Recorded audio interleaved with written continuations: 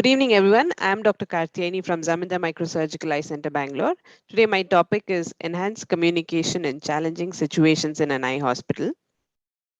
What are challenging situations?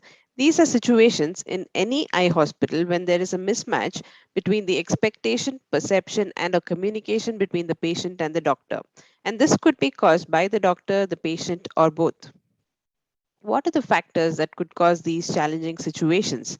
These could be related to the doctor, the patient, and the system itself. And this impacts the doctor, the patient, and the healthcare system. In the interest of time, I'll skip these two slides. Now, let us look at some simple tips on handling these difficult situations. First of all, plan your interaction well in advance. Write down your points before you communicate to the patient. This will help organize, filter, and refine your thoughts to communicate better. Use simple language and choose appropriate words that will not be perceived negatively or be offensive. Base your language on the questions put to you and on the cognitive ability of the patient. Be alert and watch out for warning signs like raised voices, uncharacteristic silence, or sarcastic remarks. Some could express negative body language like staring, invading personal space, some postures like clenched fist, jutting chin, or puffed out chest. Some threatening gestures are like finger pointing, foot stamping, pacing back and forth. Some patients may exhibit aggressive behavior like kicking the furniture or hitting themselves. During these difficult times, focus highlighting solutions when there are disagreements. Include the caretaker in the conversation, especially if it involves bad news or the information being received is negative, unexpected, or difficult to understand. If the patient attendant is unavailable, check when they can be available for the discussion. If you have something important to talk and you feel the time isn't right, then inform the patient attendant. There's something I want to talk to you about. I know you're busy, but could we catch up in 15 minutes time probably? Approaching a patient in a busy, high stimulus area could hinder your communication. So make sure that your environment is correct. Especially if you're going to ask questions of personal nature, then environment is particularly important. Also consider taking consent if many people are going to be present, especially if when the discussion is happening. Example, students are going to be present. Listen to the patient. Listen to the patient for full understanding of his perspective. Allow them the opportunity to give you a clear picture of what they're trying to say. Positive body language and nonverbal communication. Put the patient at ease using nonverbal cues and show interest and concern. Show positive body language such as appropriate smiling, nodding, and eye contact. Get the eye contact right.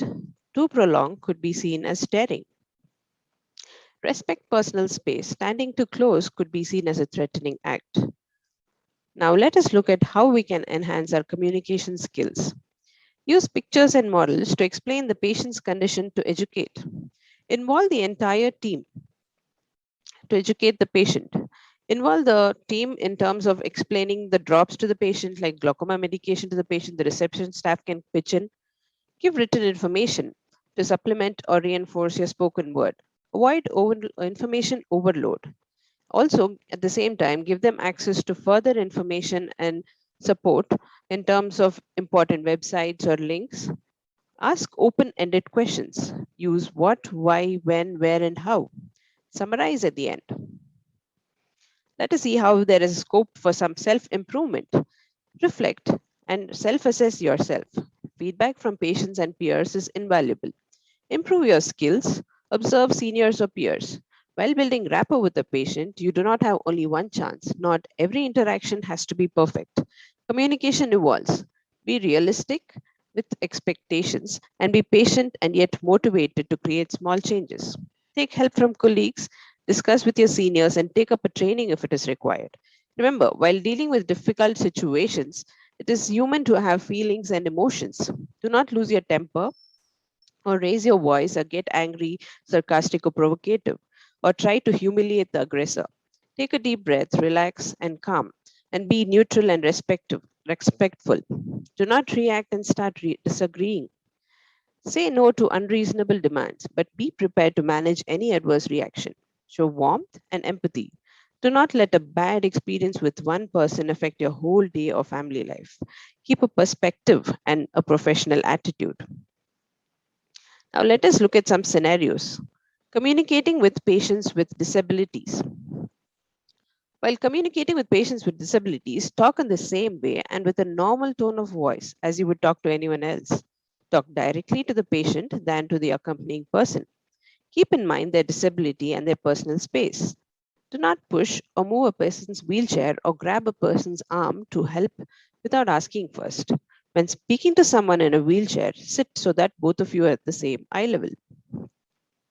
While talking to patients with hearing loss, ask the patient how he prefers to communicate or eliminate or minimize background noise and distractions. If a patient is using a hearing aid, ensure it is on while talking to him. If speaking to a sign language interpreter, pause occasionally to allow the interpreter time to translate. Speak in normal tone without shouting. Ask the patient to repeat what you said to assess understanding. The next scenario would be communicating with elders. Avoid an overly familiar manner while talking to them in your first meeting. Avoid complex medical terms. Be prepared to repeat yourself and explain concepts in several different ways to make sure the message is understood. If the caregiver is present, remember not to ignore the patient. Keep the patient in the conversation.